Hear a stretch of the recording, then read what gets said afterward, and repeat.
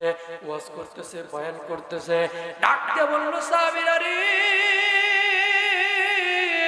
ও আমার সাহাবারা রে, আমি তোমাদের কাছে আজকে একটা গুরুত্বপূর্ণ বিষয় কথা বলবো, খুব একটা জরুরি বিষয়ে তোমাদেরকে ডেকেছি।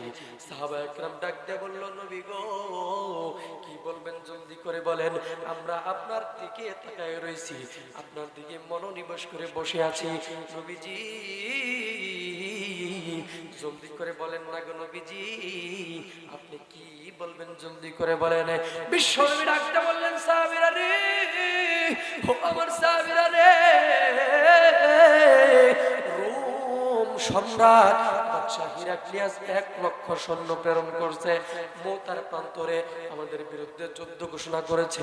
এই মৌতার প্রান্তরে রোম সৈন্যরা এসে অস্ত্রে শস্ত্রে সজ্জিত হইয়া, ঘোড়া তলোয়ার বিভিন্ন অস্ত্রের মাধ্যমে সজ্জিত হইয়া তারা আমাদের বিরুদ্ধে যুদ্ধ ঘোষণা করেছে, যুদ্ধ করবে আমাদের বিরুদ্ধে। এই দুনিয়ার জমিন থেকে কালিমার আওয়াজকে বন্ধ করে দিতে চায়, কোরআন হাদিসকে বাতিল করে দিতে চায়, ইসলামী তাহজিব তামাদ্দুমকে ধ্বংস করে দিতে চায়। আরে সাহাবীরা রে, তোমরা কি বলো বলো না, আমাদের তো সংখ্যা কম, আমাদের তো অস্ত্র কম, আমাদের তো পালোয়ান শক্তিশালী মানুষ কম, তোমরা কি পরামর্শ দাও, তোমরা আমাকে জলদি করে পরামর্শ দাও, কি করব এখন। সাহাবারা ডাকতে বললেন, নবীজি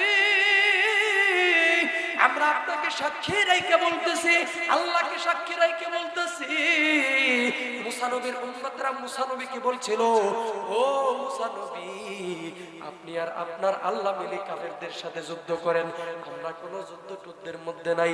নবী গো, আমরা তো ইহুদি না, আমরা তো মুসা আলাইহিস সালামের উম্মত না, আমরা তো বিশ্ব নবীর উম্মত, আমরা তো আপনার উম্মত, আপনাকে জিন্দেগীর চাইতেও বেশি ভালোবাসি, আপনাকে আমাদের জীবনের চাইতেও বেশি মহব্বত করি। ওগো নবীজি, আপনি প্রস্তুতি গ্রহণ করেন, আপনি আমাদেরকে আদেশ করেন, আপনি আমাদেরকে হুকুম দেন, আমরা যুদ্ধের জন্য প্রস্তুত আছি। নবীজি গো, মুসা নবীর উম্মতেরা পলায়ন করেছে মুসা নবীকে রেখে, মুসা নবীর উম্মতেরা ধোঁকা দিয়েছে, বেঈমানি করেছে, মুনাফিকি করেছে মুসা নবীর সাথে। নবীজি গো, আমরা তা করব না, আমরা পলায়ন করব না, আমরা আপনার ডাইনে থেকে, আমরা আপনার বামে থেকে, আমরা আপনার পিছন থেকে, আপনার সামনে থেকে কাফেরদের বিরুদ্ধে যুদ্ধ জিহাদ করে যাব, যতক্ষণ পর্যন্ত দিলের মধ্যে প্রাণ থাকবে, যতক্ষণ পর্যন্ত